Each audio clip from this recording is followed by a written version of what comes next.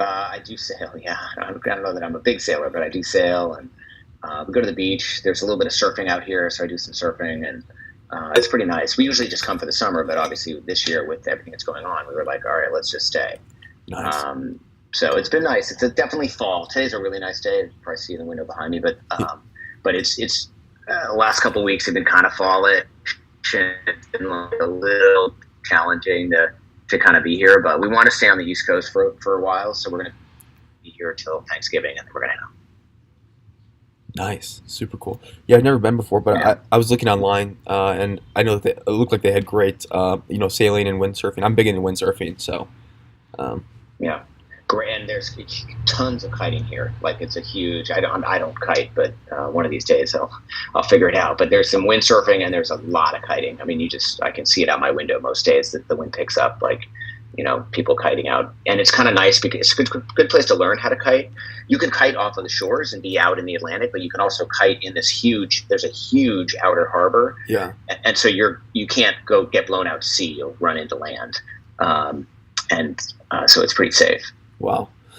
Yeah, the Bay Area is actually pretty big on windsurfing and kiteboarding too. I didn't realize that, but you can go from like Coyote Point and you can go all the way up to the Golden Gate Bridge. And I remember when I bike across the Golden Gate Bridge usually every weekend. And I always see the people windsurfing out there like, oh my gosh, I need to go. I need my own equipment here. Like I would so love to go, but Yeah, that's awesome. yeah, Well, cool. Well, hopefully now that you're in near LA, you're getting plenty of chance to do that. yeah, absolutely. Well, I'm just here. I'm just visiting for the week, so visiting some. Okay. Yeah, Well, yeah, Sunnyvale. yeah, I guess yeah, that's right. So probably not as much there, but yeah, yeah. Cool. So, yeah, so I mean, the whole idea with the podcast is just to kind of share your journey, and generally we do it along the lines of people in the fitness and wellness space. But you're an investor and you see a lot of investing companies in a wide variety, including companies in the fitness and wellness space. So sure. I'd be curious to hear your journey from when you were my age to where you are now, and what kind of inspired you along the way, and yeah, basically that. Yeah, and I can try to wrap in some sort of fitness and stuff like that along the way, just because that actually did play a little bit of a role in like why I ended up in Colorado and all that kind of stuff. So Nice, happy to talk about it. cool. Excellent. Um, so do you want to start recording, or just how do you go? How do you do this? I already started recording because Okay. Oh, yeah, there you go. I started to tell you. I just like it super candid. Like it's just like a Yeah. super Okay. casual Good. conversation like this. It generally gets the best engagement, right? Because it's like the people who are listening are like they're in the room with us chatting, just Yeah. I love it. eavesdropping basically. So Yeah, exactly. All right, for people eavesdropping in our conversation. Yeah, it's good. So it's a good question. So I went to school in Minnesota. I grew up on the East Coast in Boston. I oh, went to school okay, in Minnesota, um, and I moved to New York to work in banking after school. Not for any particular reason other than that I had thought I was going to like stay in academia and go get a PhD, and I didn't at the end of college didn't feel like that was the right thing to do, and so I didn't. I had been a psychology major, but I had taken a bunch of econ courses, and I actually ended up being an econ a double major in econ because I had taken enough courses, and I had an opportunity to go work on Wall Street, which was this is like mid '90s, um, and I grew up kind of middle class, kind of at the very end, kind of upper middle class. Like my mom got a job right as I got into college, and that job enabled her to pay, like enabled us to pay for college, which is obviously a big deal. totally. College was a lot less expensive back then, but and so I graduated without debt. But I also, sort of didn't. I needed to go make some money because I didn't have any backstop, and so that's why I ended up in New York. And I had 2 amazing years in New York. I hated my job, like banking sucks, but I loved New York City. Why did Living you in hate New it? York as a young person was amazing. What's that? Why did you hate the working that job? Just It wasn't wasn't what. even just the long hours. It just was like the drudgery of that job. I liked the people I worked with, actually. And I learned a ton about finance because I was not a finance major. We didn't really have like business classes where I went to school. We had like theoretical economics classes. So I learned a lot, but it was a lot of like, I mean, it's going to sound crazy to say it this way, but like, when I wanted to get like the 10K, like a financial report from a company, there wasn't, I mean, the internet sort of existed. We actually, the firm I worked for took Netscape public while I was at the firm. Oh, wow. But there was no like Yahoo Finance. Like there's no going online and looking at getting the company's financials. You would literally we would go down to this library at Morgan Stanley, and there were these like laser disc machines, and you would look up, and every quarter they'd get this whole delivery of discs, and they'd be in like a bookshelf on the wall, and you'd have to go get an index disc and look up what companies you wanted and which reports you wanted, and then you'd get a list of other discs that you'd have to go pull, and then you go pull those discs, and then you'd print them out. You'd end up with this like stack of papers. And so it was a lot of stuff like that. There was no PowerPoint back then. So if I wanted to like have a graph drawn for a presentation that I was working on for one of my bosses, I'd literally draw it on a piece of paper, and I'd go upstairs and fill a form out, and I'd hand it into the art department, and they would come back, and there'd always be a mistake. So I'd have to then correct it, and then I'd hand it back in with another slip of paper. And so it was a lot of stuff like that didn't really feel like, it was just a lot of busy work, right? And I'm sure it still is, but I think it's a lot, like a lot of things in life. I think that the internet has made us more efficient, and now we can focus on more of the stuff that's important. Mm-hmm. And so, I mean, like for your own startup, right? Like you're not coding a website from scratch. You have platforms that you can use to like figure out how to get a website up much more quickly, right? Totally. So you don't have to do that stuff. You're not coding your shopping cart. Absolutely. And it's sort of the equivalent. Like now I think you're spending time on things that are a little bit more interesting. Plenty of analysis. We used a Lotus 1-2-3 way back then, so it was not even Excel based. And we used to move so fast on the spreadsheets with keystroke stuff that you'd literally crash your computers, because we had these Intel 286 computers or something like that. I mean, it was just a different world. So I had a good time, but I didn't love it. I got to the end of that, and Morgan made me an offer to skip business school and move to Asia and become an associate, which was a really attractive offer because they only made it to a couple people in my analyst class. And I was like this close to doing it. And then the guy in the bullpen, like the grouping of cubicles next to me, one of the analysts had a heart attack, ended up in the hospital. And I was like, I don't want to say it was a wake up call for me. Like I already knew banking wasn't in my calling, but I was like, yeah, maybe this isn't for me.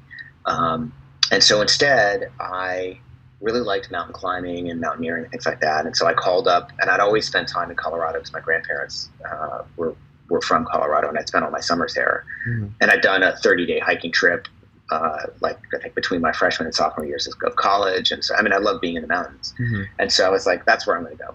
So I called up one of the CEOs I had done some work with and said, I want to move to Colorado. Can I come work for you? And he said, someone's going to call you in 30 minutes. And some guy called me 30 minutes later and said, hey, I just heard from Shelby that I'm going to hire, that I'm supposed to hire you. So I'm going to hire you. And so I moved out, I don't know, a couple months later after that, and started, my new life in Colorado. So that's how I got to Colorado. And it was accidental and deliberate all at the same time, if that makes sense. Dang, that's crazy, because like you can really only connect the dots like looking back. Where like I love the Steve Jobs commencement speech that he has, because it's so true. Like you can really only connect the dots looking backwards, even if it doesn't make sense at the time. Like it will make, you have to like trust that it will make sense eventually. So that's kind of interesting.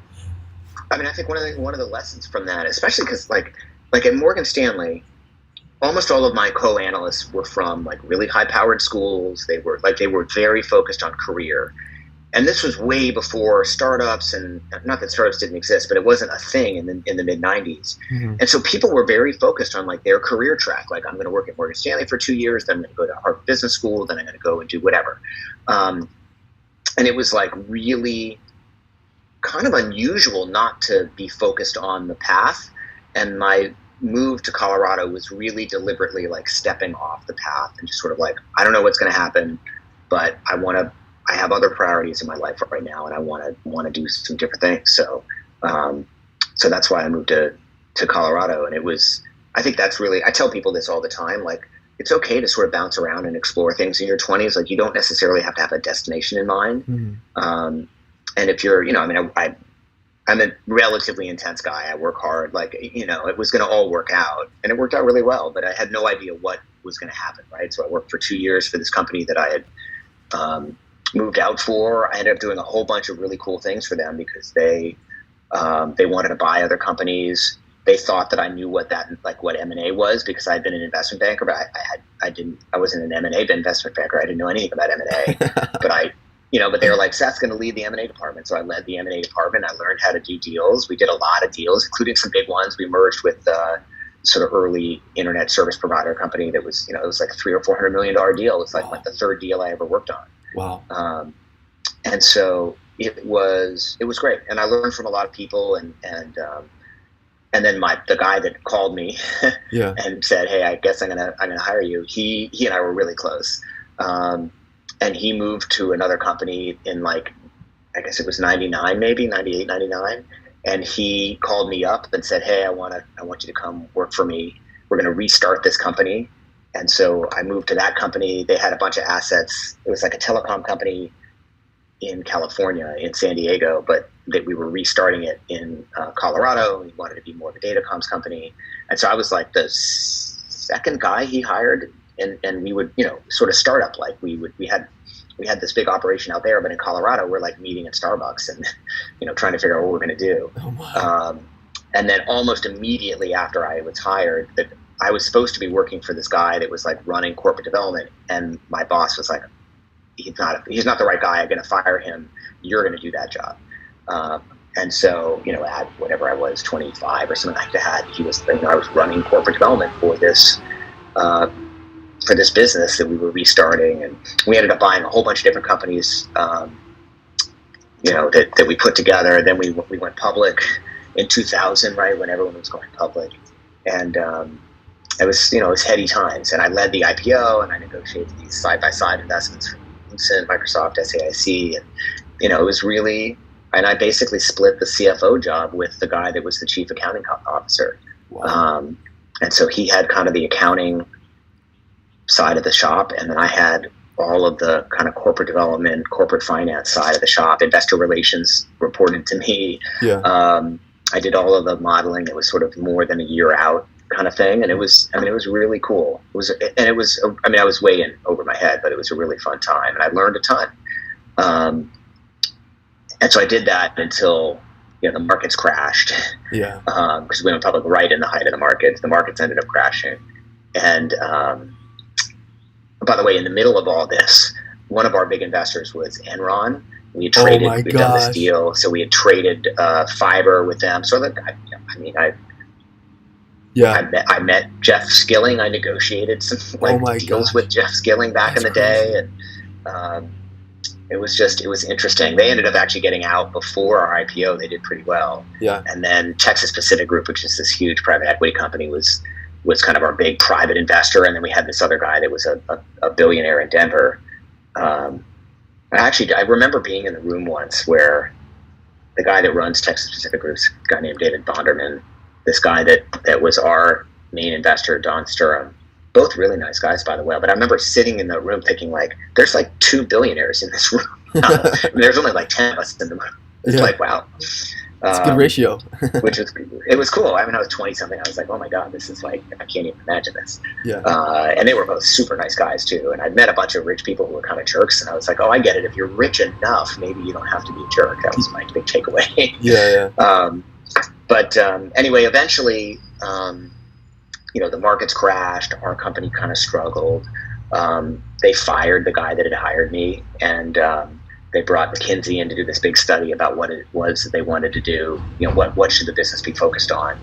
And they ultimately decided they wanted to focus on this one data center portion of our business, which probably wasn't a bad idea at the time. But they put the entirety of the rest of the company under me, and it reported up to me. So I was running and by this time I'm maybe 28, something like that, 27, and I was running it was probably a $50-something million business, a couple lines of businesses, 250 people maybe reporting to me in that, in that organization. It was really eye-opening. And my main tasks were, we were burning way too much money, and we needed to sell these businesses because they wanted to focus on the data center business. And so I spent probably 6 or 8 months like figuring out how to get the cash burn down. And one of the things I really remember from that, which is just like sometimes you just need to be in the middle of it, is like I would spend a day a week we had we had a closet in the office that had all the payables. And I was like, I'm going through every single thing. Not a bill gets paid for this division without me seeing it. I don't care how big it is or how small it is. And it was a massive amount of I didn't have a family. I was single, so I could spend a lot of time working. And I did. And I literally went through every single freaking bill and was like, I just couldn't believe how much we were spending on the stupidest shit. Yeah. So it took months and months and months and months to kind of like get the burn down to something more manageable. Eventually we sold off 1, 2, 3 of those pieces of business. I actually tried to buy one of them, which was a sort of a smaller ISP hosting thing. Mm-hmm. But the company was like, it's an inside deal. We don't feel comfortable with that. Eventually I found another buyer for it. I was like, okay. And then they made me an offer to stay. And I really didn't like the new direction. I didn't really like the new management team either. And so I decided to leave. And at the time I was like, venture capital sounds interesting. I had a bunch of friends from Morgan Stanley that had done venture, and they'd done well because they'd been in it through the bubble. And so I spent a couple of months sort of when it was clear that my job was winding down, but before I actually left, a bunch of months kind of networking into VC in Colorado, figuring like, okay, there's a couple of venture capital firms in Colorado. Like, how hard could it be? It turns out it's pretty hard. I mean, I met a bunch of people that were in VC, but VCs don't hire very often, which I didn't really understand at the time. Yeah. But through that, eventually met Brad Felt, and he was at a firm that was called SoftBank Venture Capital at the time. Oh, you worked at SoftBank, and they were, yeah, cool. And they were funded by SoftBank, by Masa. Gotcha. But they weren't captive, right? So it wasn't an internal venture group of SoftBank. It was an external firm, but they took the SoftBank name because SoftBank had given them the initial capital for it. Gotcha. Which was super interesting. And the funny story of that, Alex, is turned out they were hiring an associate. It was like, great, perfect. So Brad, eventually it took me like 3 months to get an appointment on Brad's calendar, and eventually I got in to see him. And I sort of was put into that process, and I ended up being one of the 2 finalists for that job. And I interviewed with all these people sort of in Brad's orbit. And as Brad's now told me, Brad and I are partners, one of my closest friends. But he tells me at the end of that, he wanted to hire the other guy and everyone else wanted to hire me. And so he decided to defer to the team and said, okay, if everyone wants to hire Seth, we'll hire Seth. Super funny. And by the way, I'm friends with me. I didn't know it at the time, but I know the guy that was the the finalist with me. Yeah. But I love that story because it's just like, it's just, you never know how it's going to work out. I know. And that's the best. It's really cool. Yeah. Yeah. So I joined Brad at SoftBank Venture Capital, and it was going to be a 2-year thing. And I took a big step back. I at the time felt like in my career, I mean, I made less money. I'd come from this thing where I was like, running this pretty large business, and I had all this corporate development background. I had these like really heady offers to go, like make a bunch of money and run corporate development for these other companies. I had a couple offers to go be like a general manager of like a division at a company, because that was the background I had. Those 2 things were the backgrounds I had. And I was like, I think now, if I want to try this, now is the time. So I decided to jump into venture instead. So took a pay cut, went back to like doing my own modeling and, spreadsheets and things like that. And I learned a ton. Like especially back then, it was really an apprentice business, and Brad taught me a ton about how to be a good venture capitalist. Yeah. And so I was supposed to be there for 2 years. 2 years turned into 3 years. Then I got this like promotion into this like super junior position that they had opened up at Mobius Venture Capital. SoftBank changed its name to Mobius, and then Mobius was going to go raise another fund, or was raising another fund. And I went to Brad one day and just said, hey, I love this work. I love working with you, but I just need to let you know I'm not going to stay for the next fund. I'm too junior. It's not interesting to me. The organization's too big. Like, it's not what I want to do. And he said to me, hey, actually, I don't know that we're going to be able to raise this fund, what would you think about maybe doing something with me and a couple of other people, like something smaller? And I was like, okay, I mean, if I can be a partner in that, like, absolutely. And that's what kind of started the conversation around what became Foundry Group. Brad, we invited Ryan and Jason, our two co-founders, out from California. We had known them pretty well. We worked really closely with those guys. Brad basically gave him the pitch, like, "Hey, let's start our own venture firm." But it was going to be a sort of a firm of equals, even though Brad had the big name, which was a hugely magnanimous thing for Brad to have done at the time. But I think speaks to him and sort of his many qualities. But this notion that he was like, no, this is going to work best if we're all equal partners, not if it's the Brad show. And so it was never going to be Feld Ventures or anything like that. Like it was going to be something else.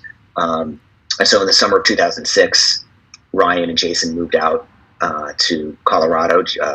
Jason was single at the time, but Ryan had a family already, and they all moved out.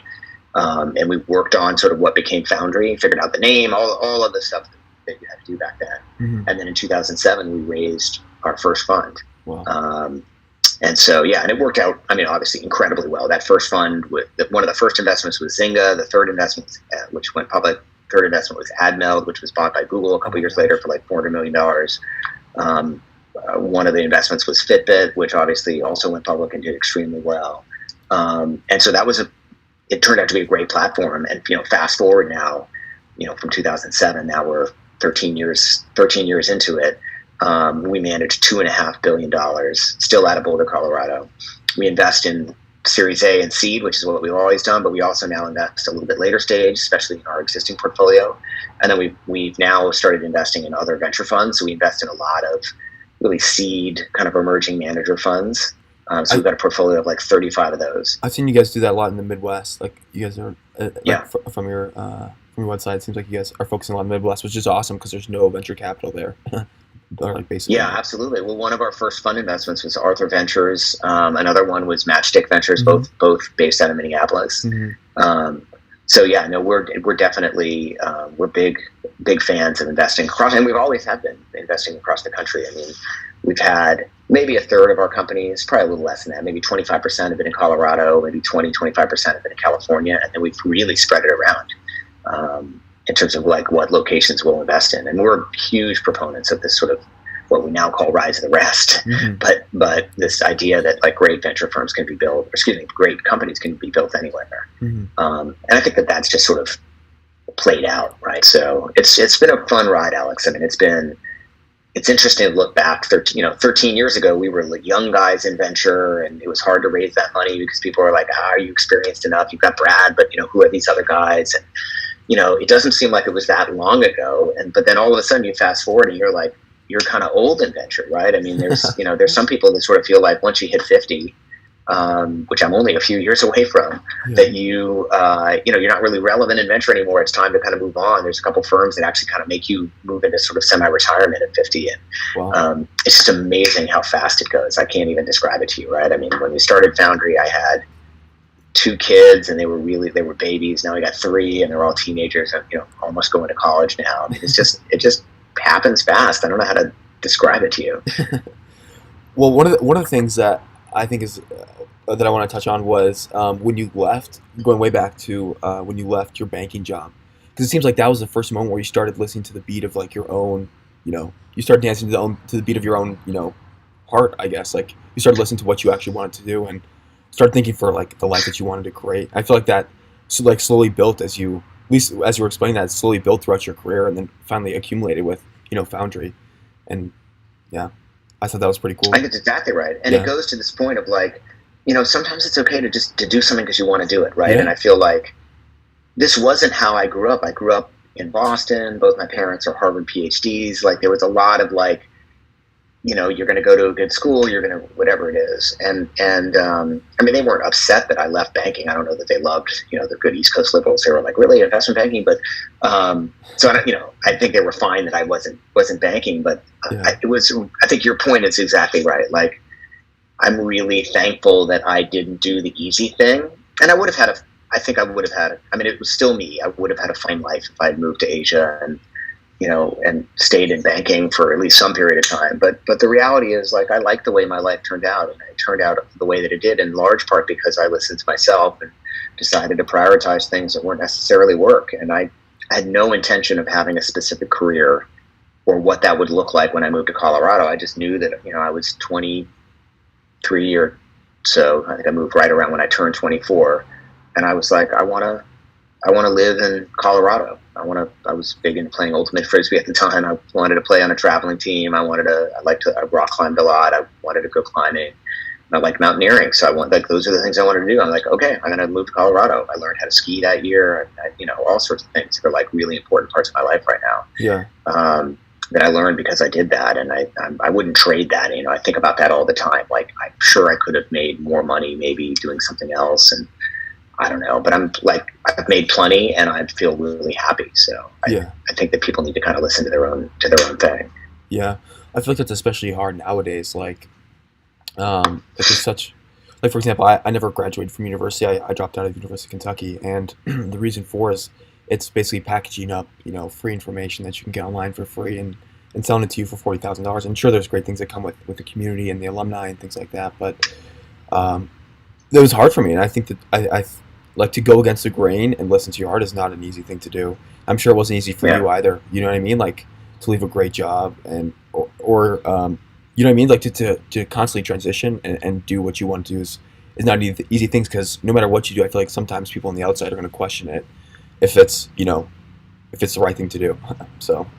Yeah, no, absolutely. And I think it's even harder now, right? Because you like Instagram and social media, like someone's always doing something amazing. Right? Yeah. And so I think it gives you the false sense that everyone is always doing something amazing, and it's not true. Yeah. But if you follow 1,000 people, someone's always on a trip. Someone's always doing something cool. Someone always went surfing that day, whatever it is. Yeah. And I think it's easy to be like, God, I'm falling behind. I'm not doing what other people are doing. And I think it's kind of bullshit. Yeah. Not just because people put their best lives on social media, but just because, like, someone's always doing something fun, of course. But there's a lot of things that make a good life, and I think that the beauty of today is that it's less tracked, right? It was less tracked for me than it was 30 or 40 years before. When you'd start with one company, you'd stay with them for 30 years, and it's less tracked for you than it was for me because there's lots of different paths to living an interesting life, and no one gives a shit in startup world whether you graduated from KU or not, right? Yeah. It's okay. Yeah. UK. But yeah. UK, sorry. No, you're fine. I've spent a bunch of time in Lexington. Oh, you did? I should know that. KU is Kansas. Yeah, KU is Kansas. Yeah. I don't know if I told you, but actually I ran track there as well. Oh wow. Yeah. So you're fast. I was fast. I don't know about anymore, but. What were your events? I was 800 and miler, but mainly 800. Wow. And I ran an 8K too. It's actually kind of funny. My first 8K I ran in college. I PR'd, and my 5K split was about 30 seconds faster than my PR in high school. It was like 15:45, which is good for me. And I broke my hip. For anyone, that sounds fast. I broke my hip in the race. Like, literally. Oh no! With about 200 meters to go, I broke my hip, so I was out for a couple weeks. But yeah, no. Just from running so hard, like that's overtraining. Like stress on your body. Yeah, we didn't really have rest days, which is very common in university, which is also very foolish. But right. So. Yeah, it's interesting, isn't it? I was a swimmer in high school and college, and yeah, I mean, I had this kind of the same experience swimming in college, where it was like my times were so much faster than they were in high school, and I realized later because we trained so much, and I had the same problem. Mine didn't hit me until my sophomore year, but I'd overtrained so much I couldn't lift my arm, and I ended up being out for a while, and then that was the end of swimming for me. So I was like scared to overwork it again, because it was so uncomfortable. But yeah, I think hopefully people are smarter. I don't know. Dang. Yeah, That's a pretty fast 5K though. I'm impressed. Yeah, my best was at 800. My 800 was a minute 51. Was my best. So. Wow, that's pretty remarkable. Yeah, and it was like it all happened so quickly too. Like, I've actually never really told the story, but I started running my freshman year of high school. And would skip practices and stuff like that. Like, I wouldn't really take it seriously. And then my sophomore year, I started taking it more seriously and ended up making it to state for cross country. And then I quit baseball the following spring and started track. And then my first year, I ran like a minute 57 in my 800. Like, just my first year running. and then Wow. the Wow. next year 153, and the next year 151. So it's just like, Obviously, a lot of natural talent, right? I yeah, mean, no, that's impressive. yeah. No, my parents were good athletes, so good endurance athletes. So Those are crazy fast splits. I mean, yeah, that is, I'm really impressed. yeah. But wait, so I wanted to chat. So you mentioned you were a swimmer in college. How did that play a role at all in your like career development? I know you talked about like how you liked mountaineering and skiing and things like that. And that was kind of your one of the reasons why you moved out to Colorado. Did swimming or any of those other things play a role? Or how did they play a role in shaping kind of the life that you wanted to live? Yeah, I mean, I think any athlete has a certain amount of discipline, and so I think that I kind of learned that discipline from swimming. It's funny. I think of myself much more of an athlete as being an athlete today, As a venture and I'm capitalist? probably in bet on a. I mean, other than swimming in college, I was probably in the best shape of my life. But just in terms of like my adult life, Oh, on gotcha. an age adjusted basis, I feel like I'm in better shape now than I was at any other time. Well, Um, but I've always felt like fitness to me has been massively important. Like I work out a lot. I it's really important to me to be in shape and to be active. And I also find that there's this connection between, how well I do at work and, having time to exercise. And I often will find I'm a big cyclist now. And if I'm struggling with a problem at work, sometimes the best thing to do isn't to sit in front of my computer screen. It's to go out for a bike ride and mhm, just, clear my head for an hour and a half. And oftentimes, like the solution to whatever it is that I've been struggling with will come to me while I'm doing that. And so it's just been it's pretty. Maybe I'm a little obsessed about it, but to stay active and it's like it could just be a walk, right? I mean, I love going for long walks, and it's a good way for my wife and I to catch up and spend time together. And so I do that, but I also like going on bike rides or mountain bike rides, and surfing, things like that, right? So mhm. it's been like a really seminal part of my life since I was a kid and grew up playing soccer and eventually swimming. Yeah. I think that's so true what you said about the best ideas come when you're working out, and I don't know why it is. Maybe it's because your mind is like is free from I don't know, like it just you kind of get away from the world and it's free to think Ellen, about it. she's still there. You're frozen up. Oh, can you hear me? Can you hear me? There you go. Okay, you're back. Okay, I just shut off the video. Can you hear me now? Yep. Okay, perfect. Yeah, no, I think what you said about Yeah, when you yeah, I can hear you. okay, perfect. When you get away from the world and you're able to, I don't know, when you exercise, like that's 100% when the best ideas come. Like the idea for our compensation came from one day I was like super stressed out. I just went for a walk in a park by my parents' house back in Minnesota, and the idea came to me for this usage-based compensation because I was thinking about Spotify and how we could translate that over. And I've been working on it for like weeks and trying to figure out how that would work, but um, all it took was just for me to stop thinking about it for it to come to me. So Yeah, yeah, that's how it is sometimes, right? It's like you get too intently focused on something. And I don't know. I feel like we're so programmed. I've been trying this new schedule thing. See if this resonates with you, but where I basically don't schedule meetings on Tuesdays and Fridays. interesting. Um, and Why is what I that? found is, and it's not that I don't work those days. I work normal hours on those days. But what I found is that gives me a chance to like have white space time to be thinking proactively about things I need to work on. I do a lot of writing those days. And then, of course, if calls pop up and someone needs to talk and stuff like that, like then I'm never more than a couple days from being able to be like, oh yeah, no, I can talk on Friday afternoon. Don't worry about it. And it's really forced me to be very methodical about like, well, what meetings am I willing to take? Hmm. Because now I only have 3 days a week to take meetings. And by the way, in venture, Monday afternoons are taken up with internal meetings. So I really only have 2.5 days I can take meetings, and I've done it on purpose because it's forced me to sort of prioritize what meetings I really can take. And that's why, I will. I use Voxer a lot. I use email a lot. Like I'll tell people like, hey, I'm sorry, I'm not able to fit something in live, but I'll give me your number. I'll call you when we can catch up. Um, and that's worked really well for me because I think having those days where you're not so scheduled that you're like, okay, great, I can fit in 3 minutes of thinking time now. Like that doesn't work, right? You need to be able to. I kind of feel like that about writing. Like sometimes I'll plan to be writing on a Tuesday, and it just it takes me a while to get going, and then I'll hit the groove, and I'm like, great, I don't want to be interrupted. Like I'm in a writing flow right now. I want to keep going. Yeah. And that's why it's nice to kind of have those days on schedule where it's like, okay, if I hit the flow at 10 in the morning, awesome, and I can write for 2 or 3 hours, great. If it takes me till 2 in the afternoon to get going because I've got some other stuff, or I return some calls, or I just start writing and I'm just not feeling it, and then I come back to it at 2, and then I hit the flow, like great, then I can write for 3 hours at 2. Like I love having that kind of flexibility. Obviously, it's nice to have a job where I have a little bit of flexibility and the ability to do that. And for me, like COVID has been, I started that after COVID, and I think COVID was a real reminder to me that like I can be more in charge of my calendar and my schedule, and kind of be more deliberate in how I want to spend my time. What do you write about when you write? Well, I'm writing a book right now, so seriously? I'm mostly writing that. No way. Yeah, I'm writing I'm writing a friend of mine, a journalist friend of mine, and I are writing a book about the future of entrepreneurship in America. Actually, we're kind of failing entrepreneurship in America right now. I agree. And in part because the face of entrepreneurship, and I mean entrepreneurship broadly defined, not tech entrepreneurship, certainly not venture capital entrepreneurship, right? 1% of companies take money from venture capital or similar sources.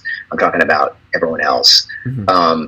But the landscape of entrepreneurship is changing. It's becoming more skewed towards women. More women are starting businesses than anyone else. More Black women of color. Mm-hmm. So Black women and Latinas are starting businesses, and we're just not keeping up with both the sort of mentor and support networks or the funding mechanisms to support those sorts of entrepreneurs. Mm-hmm. And so the book is kind of a wake up call to why and how we need to maintain our edge in entrepreneurship. But the posing the question of like, are we failing to do so? So it's been really, really, really interesting. So, and the way that we're doing it is sort of each chapter is about a theme, and we're highlighting usually one or two entrepreneurs. We're calling them the new builders. We're highlighting one or two new builders in each chapter. Mm-hmm. And so we'll tell their story and then talk about how that relates to a theme in entrepreneurship. And then obviously some of the stories recur and we revisit them and stuff like that. But it's coming along pretty well. I'd say we're probably 95% of the way done with the first draft. We have a bunch of drafting to do on top of that, which will kind of shrink it. And then we have the big chapter we have not written yet, which I'm going to try to start next week, is sort of the prescriptive, like here's what we think you can do chapter. So I think that'll be an interesting one to write. But yeah, we're really close. So I have a literary agent. We've sold it to a publisher. Like it's really happening. It's an actual thing, which has been really totally eye-opening for me, right? My partner Brad's written a handful of books. But I wanted to do this one kind of on my own. Like Techstars has a publishing arm, for example. And a couple of people were like, well, just publish through Techstars. And I was like, no, I want to publish it separately. Yeah. I want to find an agent. I want someone to say, hey, this is a really important topic, and I want them to represent us. I want publishing houses to bid on it. And so we ran through that whole process. A publisher bought it a couple months ago. Hopefully it'll be out by next summer. I mean, it's a long process, Alex, to like get a book going. Like you think you write it and it's like in good shape, and there's revision and revision and revision, and then you got to copy lay it out. And, there's all this marketing, and I mean, it's been really, really eye-opening for me. And I view this as kind of a mainstream book, so I want as many people to read it as possible because I think it's a really important subject. Well, you have to let me know when it comes out. I'll definitely purchase one and then share it with my crew on social media and things Absolutely. Like that. But I'm curious, what do you think is? I mean, I don't want you to give away too much of the book, but what do you think the reason is that the U.S. is failing in entrepreneurship, from like a very general perspective? Well, I think the general view is the general reason is because we've set up a whole bunch of systems that are pretty good at supporting white male entrepreneurs that already have access to some amount of capital and have some amount of wealth. And we have not figured out how to extend that to other populations. Mm-hmm. And so when the average black family has 1/10 the wealth of the average white family, as an example, mm-hmm. Okay, and by the way, that's true, not at 1 to 10, but at 1 to 4, 1 to 5 ratios. That's true at every income bracket. That's true of every educational attainment bracket. That makes it, as an example, harder to start your own business. I don't think we recognize the role that home equity has played in people starting businesses. Over 80% of companies that get started never take money from a bank or from a venture capital or other sort of institutional funding source. They fund it on their own. So they fund it from credit cards, they fund it from friends and family, and they fund it from the equity in their homes. And that dynamic is changing. We have dismantled the community banking system in the United States. There are fewer community banks now than really at any other point since the community banking system evolved. 80% of all loans, as an example, in the United States are originated by one of four banks, or one of the big four, because we've allowed them to consolidate so much. There's a community development finance institution law that Clinton passed, and it created these special subset of community banks called CDFIs. Somehow that's become political, and they lend to a lot of sort of underrepresented communities. It's become politicized because I guess it's a Clinton thing or whatever, but we're not doing a good job of supporting the CDFI system in the United States. And so there's all these ways that we're not sort of allowing these new builders to access capital. And then on top of that, they don't have as ready access to the networks and other kind of help and support that a lot of businesses, whatever you're doing, whether it's a bookstore or a tech business, need to get started, right? And think about all the help that you're getting through Y Combinator, through connecting, the stuff that we do together and things like that. If you're a Latina founder of a local home goods business in your hometown somewhere, you may not have access to that kind of help, right? And all businesses need some amount of help. And in fact, one of the real secrets of the success of the CDFI system and of some of these other kind of localized programs has been that they marry finance with access to mentorship. And so there are some models for how to do this better, and we need to do it better. Like, we're just not doing a good job of that. Yeah. So I worry about that quite a bit. And the book is not about income inequality. That's not what we're trying to address. But the truth is that income and really wealth inequality is driving some challenges around entrepreneurship, because the truth is that the business creation is more concentrated at higher ends of the wealth spectrum. It's just easier to start a business if you have a little bit of backing. Totally. And so it's, those are things that I think we can address through policy. I think we can address through programming, and we highlight in the book some models that are really working well. And our prescription is going to be to double down on those things, but we need to extend them and broaden them quite a bit. But it starts with recognizing that this is a problem, right? I mean, in the 50 years we've been tracking net new business starts, there's always been more new businesses start than fail in the United States, except right after the Great Recession in 2008, 2009, 2010. That was not true, which should have been alarming to everyone. We'll see what happens with COVID. The book's going to come out sort of before the COVID numbers are available. So maybe there'll be a follow-up about new builders in the time of COVID, but I worry about COVID's their impact on a lot of these small businesses. And the truth is, if you look at the types of businesses that are getting started, the most common businesses that get started are restaurants and health and beauty, right? So it's health, beauty, and fitness.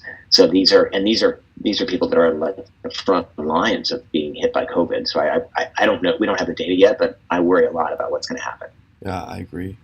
Do you feel like that there's a sense of complacency? So that's my book pitch. I like that a lot. I'm definitely gonna check it out. Do you think that there's like a sense of complacency, like with people in the U.S.? Like, what? Or like, I feel like the U.S. has been on top for so long, and a lot of these entrepreneurs that are coming out of emerging countries like China and India, I feel like they've gone through a lot more hardship and are willing to do the work that. I heard. Yep. Yeah, I think there is, and it's a little delayed. Sorry. Can you hear me?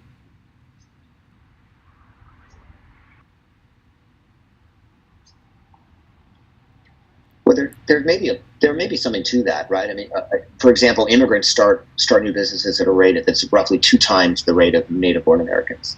And so there is a certain sort of entrepreneurship out of necessity that I think sometimes happens in some of these places. China is not a great example of that because actually the entrepreneurship rates are really low there. But part of that is because you need to be part of the Communist Party, and there's some other sort of overhangs to being entrepreneurial in China. But I do think that is right, and I think that there is potentially this sense of like maybe there's a bit of an entitlement concept in the U.S. where people aren't necessarily willing to be as scrappy and work as hard. But I think a lot of it is just that people don't recognize that it's going on, right? You read the business press and it's like, tech, venture, billionaire. And I think, somewhere in the last 40 or 50 years, the idea of entrepreneurship got really unfortunate because, Silicon Valley does not have a lot gone on entrepreneurship. And, entrepreneurship does not just be thought of as obviously as tech entrepreneurship, right? Because really tech entrepreneurship has only existed for the last 50 years or so. And I think that's part of what's happened is that we in the tech / venture world have kind of co-opted this entrepreneurship concept and we're not allowing it to be broadly used to describe all sorts of entrepreneurs, which I think is a shame because there's a lot of great entrepreneurs out there who maybe don't identify themselves as entrepreneurs, even though that they are, because of the way that we've co-opted it. So certainly, part of our pitch to publishers for this book was like, this is like, we're writing this for the new builders. Like we're writing this to be kind of their call to arms. Like, hey, I am an entrepreneur. I'm a new builder. And that's my hope is that, millions of people around the U.S. will identify as like, hey, this is me. I am this person. And this will be kind of their rallying cry, if you will. And it's at a perfect time too, post-COVID. And you think of the craziest thing too is everybody to this country, their ancestry were entrepreneurs at some point, right? Like they farmed and sold their excess crop for, you know what I mean? Like they came here and they built their life out of nothing. And that's kind of what entrepreneurship, essentially nothing. In some ways, so.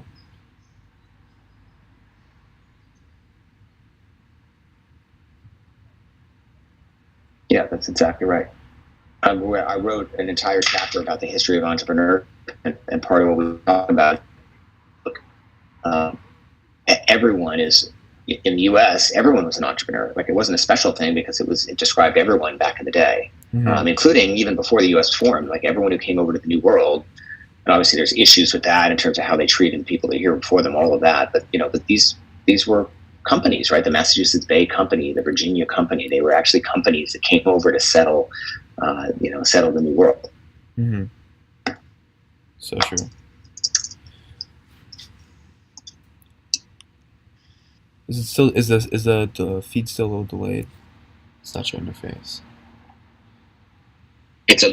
We're getting a little Google Hangouts can be a little janky, I think. Oh, okay. Dang, no worries. Yeah, you might try without your without the video. Yeah, without your video. See if that works. Okay, perfect. Yeah, it seems like it's a little better without the video. Okay, sounds good. So, what's the future look like for then? I mean, you've had a very accomplished career, and what is kind of the next thing your heart is telling you should do besides this book? Well. Yeah, the book is a big one. I think I'm really interested in entrepreneurship. And entrepreneurship is sort of like a vehicle for change in some developing regions around the world. So, I'm doing a lot in sort of Palestine. It's an area of focus of mine, and the Middle East more generally. And then I've also been involved with a bunch of sort of entrepreneurial endeavors and venture. So, I think as I ultimately ramp down a little bit of my time in at Foundry, this is where I want to spend more and more of my time is focusing on those sorts of things. Okay. How come Africa? It's the next kind of emerging supercontinent? Yeah, no, for me, it's personal. Gosh, no way. Sort of long had a affinity. Yeah. And they've been, my kids are teenagers now and they came home as 2-year-olds. So it's been a while, but we've long had an affinity to, in that case, East Africa, but just, the continent in general. And so I'm trying to find ways, I don't want to say to give back. I think you make money and do that at the same time, but, but try to be involved in things that lift up local populations and provide jobs, income, careers, and those sorts of things to local populations. Nice. So Um, what is like looking back on your career? What is the one thing that you're the most proud of that you've done, whether that's like impact or things like that?